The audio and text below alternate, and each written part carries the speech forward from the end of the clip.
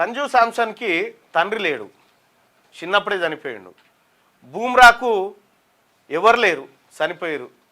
బూమ్రాకు కూడా Sanju Samson team India team మొత్తం. ఇక్కడ మహమ్మద్ సిరాజ్ వాళ్ళ తండ్రి ఆటో డ్రైవర్. ఈయన ఉన్నాడు కదా రవీందర్ జడేజా, వాళ్ళ నాయన సెక్యూరిటీ గార్డు. ఇట్లా టీమిండియా వాళ్ళ ఫ్యామిలీలో ఒక్కసారి మర్రేసి చూడండి.